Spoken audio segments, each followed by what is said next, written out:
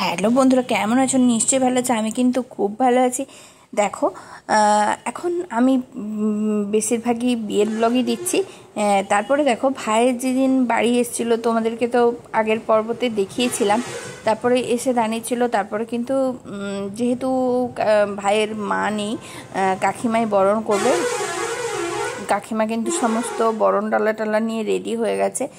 আর রীতিমতো ভাইয়ার মানে সঞ্চিতার খুবই খারাপ অবস্থা। কেন, অলরেডি ভুবনেশ্বর থেকে এসে অনেকক্ষণই আমরা জার্নি করে এলে কেমন অসুবিধা হয়, তারপরে কম ধকল বলুন এই অবস্থায়। তারপরে দেখুন, অনেক রকম তো রিচুয়ালস আছে, সেগুলো তো বিয়ের জন্য মানতেই হবে। আমরা যেমন এসে সমস্ত স্নান টান করে আমি যেমন এসে শুয়ে পড়েছিলাম খেয়ে দিয়ে, আর যাইনি।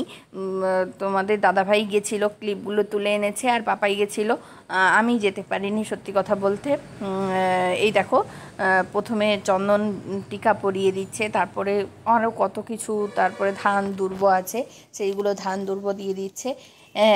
এই সময় আমাদের গ্রামের বাড়িতে গ্রামে একটা গান বাজানো হয়, এসো মা লক্ষ্মী বসো ঘরে। এই গানটা সমস্ত জায়গায় করা হয়। সত্যি কথা বলতে এই দিন যেরকম বউদেরকে বরণ করা হয়, আদৌ সেইভাবে কি ভালোবেসে রাখা হয়? ভালোবাসা দিলে তো সবাই ভালোবাসা পাবে, তাই না? কিন্তু আদৌ মানে আমাদেরকে ঠিকঠাক করে শ্বশুরবাড়িটা শ্বশুরবাড়ি বলেই বুঝিয়ে দেওয়া হয়। তারপরে আরও অনেক কিছু নিয়ম আছে যেগুলো ভাইকেও করছে। আমাদের যেমন পাগড়ি পরে গেছিলো, ভাই কিন্তু টোপর পরে বউকে নিয়ে এসছে, এটাই হচ্ছে আমাদের নিয়ম। টোপর পরে কিন্তু বিয়ে হতে যাবে না। তারপরে দেখো, আবার কিন্তু বরণ করে নিচ্ছে কাকিমা কিন্তু বরণ করে নেওয়ার পরে প্রথমে সঞ্চিতাকে বরণ করে নিচ্ছে। তারপরে অলরেডি দেখো, বৃষ্টি কিন্তু পড়তেই আছে। আজকে কিন্তু ওয়েদারটা খুব ঠান্ডা হয়ে যাবে, মোটামুটি ধরনের ঠান্ডা ছিলই, ভালো লেগেছিল। তারপরে তো আবার যেইকে সেই গরম, যেইকে সেই ব্যাপার। তারপরে এবারে ভাইকেও বরণ করে নিচ্ছে কাকিমাও ভাইকেও বরণ করে নিচ্ছে। এবারে সত্যি কথা বলতে ওদের অবস্থা দেখে আমারই নিজেরই মানে কেমন একটা লাগছে যে কী অবস্থা করে দাঁড়িয়ে আছে। তারপরে এগুলো অনেক রকম রিচুয়ালস আছে, আমার কাছে যদিও বা সমস্ত ক্লিপ নেই।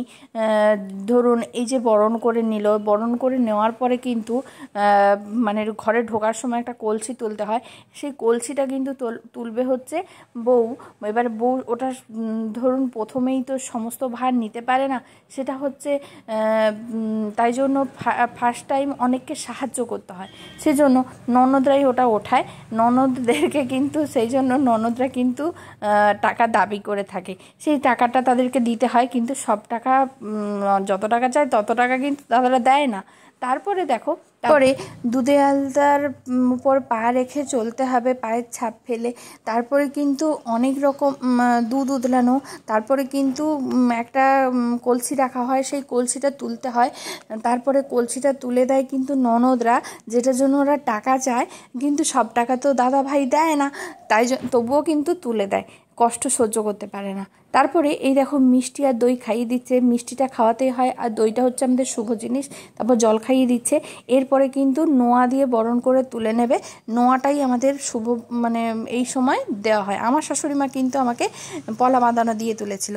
ভিডিওটা কেমন লাগলো বন্ধুরা? ভালো লাগলে লাইক কমেন্ট শেয়ার করে দেবেন, আর একটু আমাকে সাপোর্ট করবেন। আরও নতুন নতুন ব্লগ আনতে, রিসেপশানের ব্লগ এবারে আসতে চলেছে। তোমরা দেখতে থাকো আমার ব্লগগুলো, আর আমাকে এইভাবেই সাপোর্ট করতে থাকো। আর যারা ইউটিউব থেকে দেখছো তারা সাবস্ক্রাইব করে দিও। টাটা।